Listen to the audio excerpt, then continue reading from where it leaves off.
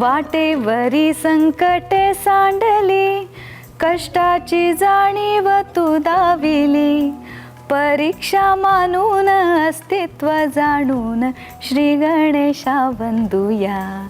चला चला गणराज हा स्मरूया, चला चला गणराज हा स्मरूया.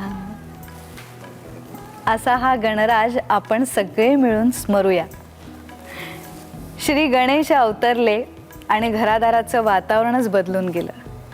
पण तुमच्या लक्षात येतंय का की फक्त त्याचं आगमन झालं म्हणून हे घडलं नाहीये, तर त्याच्या कितीतरी आधी तो आपल्या मनात होता आणि म्हणून त्याच्या आगमनाची आपण वाट पाहत होतो.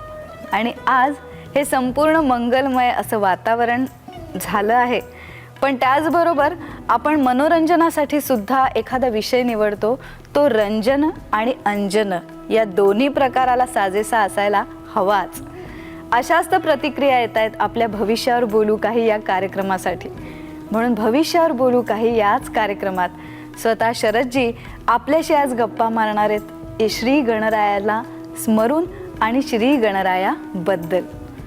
तेव्हा तुमच्या वतीने मी एक माध्यम बनते आणि आपल्या मनातले प्रश्न त्यांना विचारते. सुरुवात करूया. गणपती बाप्पा मोरया. त्याच्या आधी मी नवसाचा आहे असं मी एकदा सांगितलं होतं. 2 बहिणी असल्यामुळे आईने गजाननाला नवस केला आणि गणेश लोकातून मला पाठवला. स्पेशली डिप्युटेड फ्रॉम गणेश लोक. बोला काय म्हणताय. मग आपण प्रतिनिधी आहात तर. गणपती बाप्पा हा तर लहानांपासून वृद्धांपर्यंत किंवा कुठल्याही वर्णाला कुठल्याही जातीला आवडतो. पण मी बरेचदा तुमच्याशी जेव्हा चर्चा केली, तुमच्याशी वेगवेगळ्या विषयावर बोलले, तेव्हा दत्तप्रभूंचं नाव तुमच्या मुखी अनेक वेळा असतं. सामान्य मनाला प्रश्न पडतो की हे सगळं काही वेगळं आहे का, हे सगळे वेगळे स्रोत आहेत का, याच्याविषयी सांग. फार सुंदर प्रश्न आहे तुझा. कारण असं वाटण्याचा संभव आहे की मी आडवगंधवाला म्हटल्यानंतर वैष्णव आणि उभगंधवाला शिव असं काही नाही. यांना काय म्हणतात माहिती. अथ श्री गणेश दत्त गुरुभ्यो नमः. मूळ गुरु आहेत ते, ओंकार स्वरूपा असे हे दत्तगुरूच आहेत. आणि म्हणून नरसोबाच्या वाडीला गजाननाचा उत्सव होतो. पण ते दत्तप्रभूंचा एक अवतार. अज्ञान तिमिरांधस्य ज्ञानांजन शलाकया चक्षुरुन्मीलितं येन तस्मैचं गुरुर् म्हणून एक वेगळ्या अवताराचा फक्त आविष्कार आहे. पण शेवटी मूळ शक्ती एक, विद्युत शक्ती एक.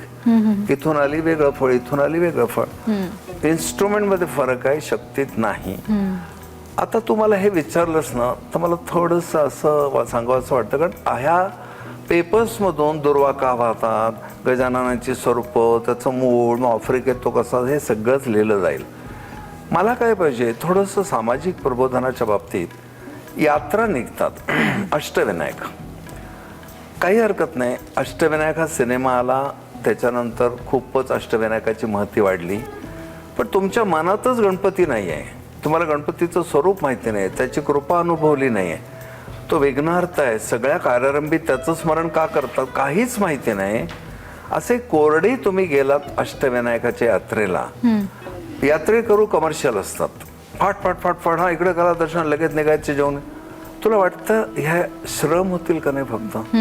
तर मला आमच्या फार रसिक आणि खूप आमच्यावर प्रेम करणाऱ्या प्रेक्षकांना पहिली गोष्ट सांगायची आहे, करा तुम्ही, पण अष्टविनायक ही यात्रा आहे, ट्रिप नव्हे. तुम्ही मोरगावला जाऊन काही संकल्प करा. कोणाचं लग्न होत नाही, कोणाला विशेषतः मुलगा होण्यासाठी मग संकल्प करतात गुळाचा, पेढ्याचा. मी विचार केला आपण वह्यांचा संकल्प करू. ही सगळी मुलं शिकतात शाळा कॉलेजमध्ये. वह्या, पेन्सिली ह्याचा तोलाविधी केला. आणि जे बाळ होईल त्या बाळाला एका तागडीत, आणि तुमचा संकल्प ज्याचा आहे गुळ म्हणा त्याचा एका तागडीत, असा बॅलन्स करायचा. मग त्या गोळाचे 3 भाग करायचे किंवा जे वस्तू असतील त्याचे, एक देवासमोर, एक गुरुजींना आणि एक आपल्याबरोबरच्या लोकांना. हे मोरगावचं वैशिष्ट्य फार कमी लोकांना माहिती आहे. इतकं सुंदर स्थान, लोक घाईघाईने जातात, परत येतात. महडला जाता तुम्ही समजून घ्या ते काय आहे.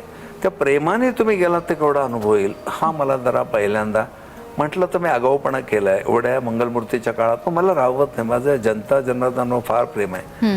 ज्या जनतेने राशीचक्राला मोठं केलं, ज्या जनतेने या भविष्यावर गुरु काहीसाठी 7:30 वाजता उठून कागद पेन्सिल घेऊन बसतात, जे जे आपण असे ठावे ते ते इतर असे सांगावे, शहाणं करून सोडावे ते बघतील. हे पहिला संदेश मला द्यायचा होता. दुसरं, गजाननांची भक्ती, दत्तात्रयांची भक्ती आणि शंकरांची वेगळी नाही. ज्या वेळेला रामदास स्वामी उभे राहिले पंढरपूरला, तर त्यांनी पाहिलं विठोबाकडे, इथे का रे उभा असले रामा, त्यांना तेच अनुभव आले. ज्ञानेश्वर महाराज उभे राहिले, रूप पाहता लोचने सुख झाले व साजणी. म्हणजे प्रत्येकाला त्याचं त्याचं दैवत त्या त्या वेगवेगळ्या देवतात पण दिसतं. हे मंगलमूर्ती सगळ्या लोकांचं अतिशय आवडतं दैवत. कारण बघ, शंकर आणि पार्वतींचं बालक ह्या रूपाने आम्ही त्यांच्याकडे बघतो. किती गुणांचे अधिपती आहेत ते. विद्याभ्यास करतात, नृत्य करतात, आणि फार कमी लोकांना गणेश पुराण वाचल्यावर कळेल, ज्यांना माहिती नसेल त्यांना सांगतो, युद्ध करतात. गण आहेत त्यांचे, गणाधिपती. बाप्पाबद्दल मला नेहमी एक वेगळं कुतूहल होतं की नाही माणूस नाही प्राणी असं एक अदलमधलं रूप आहे जे जगविख्यात आहे. म्हणजे ज्यांच्या संस्कृतीत सुद्धा हे बसत नाही त्यांना सुद्धा या मूर्तीने वेड लावलंय. तर हे असं अकल्पित, अनाकलनीय, हे असं का? नरसिंहांचं तसंच आहे ना, नराचा देह सिंहाचे मुख. कितीतरी दैवत असे आहेत, त्यांच्या मागचा इतिहास आहे. आता बाप्पाचं काय झालं, बाप्पा सगळ्या धर्मातल्या लोकांना ह्या मिरवणुका निघतात, बाप्पाला आणलं जातं, स्थापना केलं जाते, विसर्जन केलं जातं, त्या काळात कार्यक्रम होतात म्हणून लोकांना माहिती. असं दत्त जयंतीचं होत नाही, शिवजयंतीचं होत नाही, प्रत्यक्ष पशुपतीनाथांच्या ह्याचं पण होत नाही. हा बाप्पा या मिरवणुकांमुळे, तरुण वर्गाच्या जल्लोषामुळे, त्यांच्या एक विशिष्ट उपासना केल्याने अनेक लोकांनी असं लगेच ठरवलं, अमुक फळ पायना सिद्धिविनायकाला जायचं, अमुक नवस पडायचं, अमुक ठिकाणी जायचं. ही सगळी हवा पण होत गेली. पण गजाननाबद्दल प्रेम पाहिजे की नाही. मग त्यातनं काय काय कल्पना आल्या. उलट चालत गेलं तर अमुक होतं, अनवाणी चालत गेलं तर अमुक होतं. मी अनेक वेळा दौऱ्यावरनं येतो ज्याला सोमवारी रात्री, तरुण मुलं ही रस्त्यातनं चालत चालत सिद्धिविनायकाच्या दर्शनाला जातात.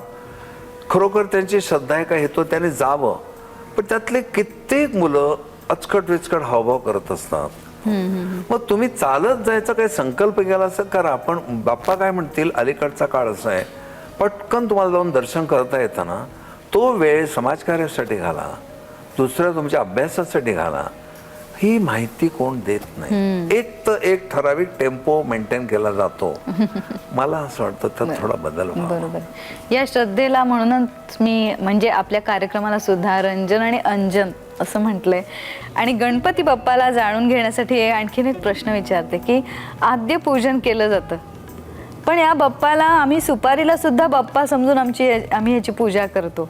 तर हे इतकं आपल्याशी साधर्म्य साधून किंवा आपल्या सोयीने असं याचं स्वरूप का? ही सोय नाही आहे. सत्यनारायणाच्या पूजेत आम्ही नवग्रहांच्या सोपाऱ्या ठेवतो. ज्या वेळेला एखाद्या माणसाची पत्नी उपस्थित नाहीये किंवा तिची अडचण आहे तर तिची सुपारी पण ठेवतात. बरं. मग गुरुजी काय करतात, उदबत्तीची मागची बाजू अशी धरून त्या माणसाला सांगतात, नवग्रहांना आवाहन करा. अस्मिन भोगीपले भौमम आवाहयामी, म्हणजे मंगळाला आवाहन केलं. अस्मिन भोगीपले बुधम आवाहयामी, अशा नवग्रहांना बोलावतात. अस्मिन भोगीपले यमम आवाहयामी, मग तुम्हाला भीती वाटते, प्लुटो. असे सगळ्यांना आवाहन त्या सुपारीच्या ठिकाणी करायचंय. सुपारीला अध्यात्म एक वेगळं महत्व आहेच. तेव्हा ती सुपारी म्हणजे गणपती नाही, गणपतीचं प्रतीक आहे. त्यामुळे तुम्ही कुठल्याही पूजेला, पुण्यवाचनाला तू कधी बसली असशील तर ते तांदळाचा असा ढिगारा करून त्यात सुपारी ठेवतात आणि सुपारीची पूजा करायला सांगतात. सुपारी तांबण्यात घ्या, तिला धुवून परत ठेवा. मग त्या बायकाने हळदी कुंकवायचं, पुरुषांनी अष्टगंध, त्यांना अष्टगंध फार प्रिय आहे. असं सगळं त्या सुपारीला ही कल्पना करायची आहे.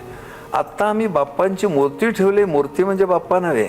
ध्यान मार्गातल्या लोकांनी असं ध्यान लावलं आणि प्राथमिक अवस्थेत ओम दिसायला लागला. हा ओम गणपतीच्या सोंडेचा आहे. तर त्यांचे सद्गुरू सांगतात, चांगली प्रगती आहे, कुंडलिनीला उत्थान मिळाले. ओंकार बाप्पाचं दर्शन ध्यानात व्हायला लागलं की साधकाची प्रगतावस्था सांगतात. असं हे सगळं समजून घेऊन उत्सव साजरे केले तर फार बरं होईल. नाना तऱ्हेच्या गोष्टी घडत असतात. कोण गरोदर आहे, डिलिव्हरी होणार आहे, डॉक्टरने अवघड सांगितलंय, काही प्रॉब्लेम नाही. इथे उभं राहायचं, प्रेमाने वंदन करायचं. एकदा मी असं उदाहरण दिलं, ते वास्तू समजा मध्यरात्री तू एकटी आहेस, यांच्यासमोर उभं राहिलीस तर काय होणार नाही, तुझं भयच नाहीसं होईल. असे बाप्पा, त्यांचा उत्सव चालू आहे. असा हा बाप्पा ज्याने आपली राष्ट्रीय भावना सुद्धा उद्दीपित केली, बांधली आणि त्याला एकसंघता एका मानवानीच देण्याचा प्रयत्न केला. अशा या स्वरूपाबद्दल इतिहास ठीक आहे, वर्तमानाचं काय? ज्या काळात लोकमान्य टिळकाने हा उत्सव चालू केला तर मोबाईल नव्हते, टीव्ही नव्हते, फार फार तर रेडिओचं माध्यम. लोकांना एकत्र करून प्रबोधन करायचंय, याला व्यासपीठच नव्हतं. कुठेतरी एका निमित्ताने समजा लेखक जमले, लेखकच जमतील, पण त्यांनी काय केलं, सगळ्यांचा विघ्नहरण करणारं दैवत, लोकांची खूप श्रद्धा ज्याच्यावर आहे आणि बालरूपातच आम्ही बघतो त्याला. दत्त महाराज म्हटलं एक संन्यासी दबदबा आहे, या रूपात सगळ्यांना आवडतो, म्हणून त्यांनी त्यांचं निमित्त करून प्रबोधनासाठी हे चालू केलं. कुठेही लोकमान्य टिळकांना नाटक, एकपात्री कार्यक्रम, सिनेमे, तमाशे, गाणी, भावगीतं हे अभिप्रेत नव्हतं. सगळ्या जनसमुदायाला तुम्ही प्रबोधन करा. त्या काळात ब्रिटिशांचा काळ होता, कसे अन्याय होता तुमच्यावर. एकेकाची कानडी व्याख्यान मला म्हणतो कदाचित ऐकलं असेल, काय सुरेख त्या काळात व्याख्यानं व्हायची. एखादा मनुष्य वक्ता दशसहस्रेश हे त्या काळात पटायचं. कारण काय, दशसहस्र म्हणजे काय, खोल जाऊन विचारांनी बोलणं, हे सगळं लोकांना ह्या काळात मिळायचं. आणि पुन्हा एकसंघ लोक, गणपती जवळ आला ना, भांडणं विसरून सगळी मुलं एकत्र येणार, आरास करणार, हा सगळा सामाजिक बदल व्हायचा. आता कमर्शियल झालंय. कमर्शियल झालंय म्हणताना मुळात वर्गण्या सुरू होतात घरोघर येऊन.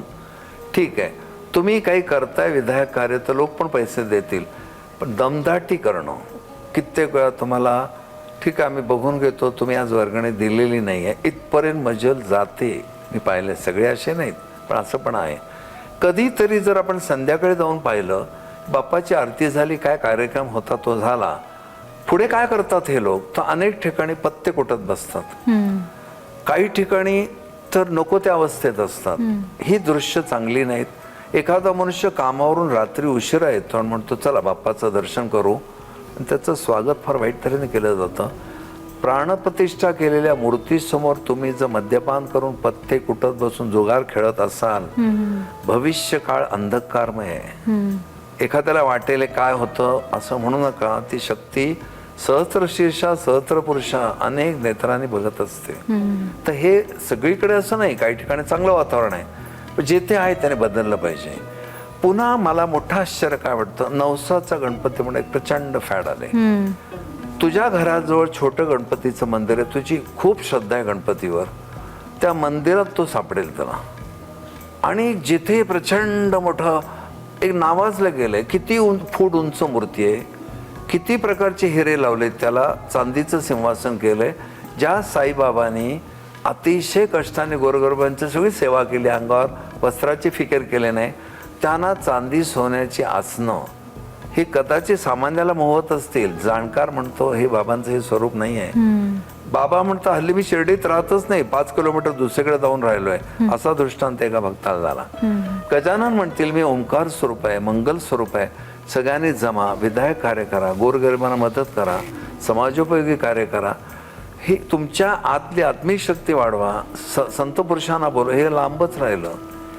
माझा नवस कसा पेटेल, बाप्पा मी तुला चांदीचा मुकुट देतो, तू मला मंत्रिपद दे, इतका व्यवहार देवाकडे चालू झाला असेल तर टिळकांचा आत्मा तळतळत असेल. कुठून चालू केलं मी, ठराविक काळानंतर थांबवायला पाहिजे होतं. ह्या मुलांचा दोष नाही. तरुण मुलं रात्र राबतात, सगळे आरास करतात, पण त्यांना कोण मार्गदर्शनच करत नाही. बाबांनो, ही आरास, ही मूर्ती, ही उंची, चांदी, सोनं, यात गणपती नाही.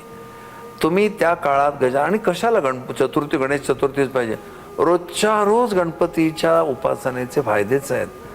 पण हे ठरलेलं आहे, गुरुवारीच स्वामींच्या मठात आम्ही जाणार, बुधवारी ते स्वामी नसतात, शनिवारीच मारुतीला जाणार. तर गणेश चतुर्थीला एवढं गणेशांचं प्रेम उचंबळून येतं, बाकीच्या वेळी का नाही? असा एक भाग थोडा, आम्ही कोणावरही टीका करत नाहीये, कोणालाही मुद्दाम डिवचत नाहीये, पण आम्ही असं सांगतोय की तुम्ही सुधारणा करायच्यात. त्या सत्पुरुषांनी का चालू केला उत्सव बघा, आजही विद्वान लोक आहेत बोलणारे, संत पुरुष आहेत, शास्त्रज्ञ आहेत, डॉक्टर्स आहेत, समाजाला कितीतरी देणारे लोक, त्यांना बोलवा, त्यांची लेक्चर्स ठेवा, प्रबोधन करा. एक मेडिकलला सुद्धा प्रबोधन करता येतं, कसे वागा तुम्ही. तुम्हाला एकदा विचारलं होतंस की हॉस्पिटलमधल्या नर्सेसना वगैरे जन्मवेळी ठेवण्याचं प्रशिक्षण देता येईल का? कितीतरी प्रशिक्षण या माध्यमातून देता येतील, गजाननांना आनंद होईल. माझ्या उत्सवाच्या काळात ज्ञानयज्ञ चालला होता. आज काय चाललंय? चमेली की शादी, रात्री 9 वाजता.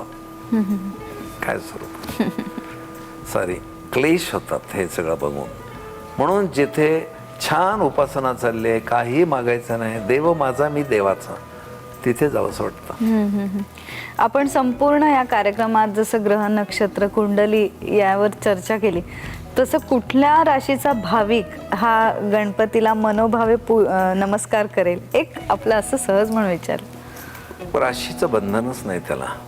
वृश्चिक राशीच्या माणसाला सुद्धा सद्गुरू भेटले आणि त्यांनी जर शक्तिपात केला, अनुग्रह दिला, कानमंत्र दिला, बीजमंत्र दिला, तो प्रचंड चिकाटीने बाप्पाला मिळवेलच. त्यामुळे राशीवर अवलंबून नाही. आणि मी जर आता बोलून गेलो कर्केला, तो आकेश म्हणून आमचा काय संबंध नाही. उपाध्ये काय म्हणले? कर्क राशी आहे का? तर इकडे या. पाहिजे. मी आपलं जाता जाता एक सहज म्हणू की एखाद्या मनुष्याची एक भाविकता असते, ती कोणाची तीव्र असते, कोणाची मध्यम असते. त्या दृष्टीने आपलं सहज विचारलं. हा कार्यक्रम लोकांना नक्की आवडेल. मध्यमची तीव्र करण्याचं काम या काळामध्ये व्याख्यानाने प्रवचनाने करता येईल. संपदा आता त्याला आणखी एक जर जाता आता सांगायचं आहे. आपले बाप्पा 5 दिवस 10 दिवस 1.5 दिवस जे काय राहतात ते निघाले की डोळे भरून यायला पाहिजेत ना. किती वाईट वाटतं की एवढं मंगल वातावरण घरात होतं, बाप्पा चालले, ती जागा रिकामी राहू नये म्हणून श्रीफळ वगैरे ठेवतो आपण, पण विसर्जनाला विशेषतः सार्वजनिक गणपती जातात, इव्हन प्रायव्हेट जातात घरातले, बायका पण चित्रविचित्र नाचतात. स्त्रियांनी असं नाचून एखाद्या वयात आलेल्या मुलाला गजाननांकडची दृष्टी तिकडे वळवणे बरोबर आहे का? धांगडधिंगा करायचा, ते धांगडधिंगा करायला शक्ती मिळून चपटी बाटली ठेवायची जवळ, तिचा मधनं उपयोग करायचा. तिथे गेल्यावर परत तो असं नको. तुमच्या शांतपणाने बाप्पाला निरोप देताना डोळे पाणवले पाहिजेत. छान म्युझिक लावा, चांगल्या चांगल्या गायकांची उदात्त अशी पदं आहेत ती लावा आणि असा एक छान निरोप देऊन बाप्पा खरंच लवकर आहे, आम्हाला चैन पडत नाही, असं झालं विसर्जन तर बरं होईल ना. नक्कीच. कांठाळ्या बसतात, आजारी माणसांना त्रास होतो, ॲम्ब्युलन्स अडकतात, असं वातावरण नको आहे. म्हणजे इथून पुढे सुधारणा व्हावी अशी तरी प्रार्थना करतो माझ्यासाठी. हो नक्कीच. हा तुमच्या मनासारखा साजरा होऊ दे. तुम्हाला अपेक्षित लोकांच्याकडून ज्या कृती आहेत सामंजस्याच्या तशा घडू देत, अशी आपण श्री गणेशालाच प्रार्थना करूया, साकडं घालूया. आणि मंडळी, हा कार्यक्रम तुम्हाला आवडेल. खूप जगावेगळं सांगितलंय का तर याचा विचार तुम्ही करा, पण हे सांगण्याची वेळ आज समाजावर आली आहे, असं काहीतरी आज शरदजी बोलून गेलेत, याचं आपण स्वागत करूया. मंगलमूर्ती मोरया.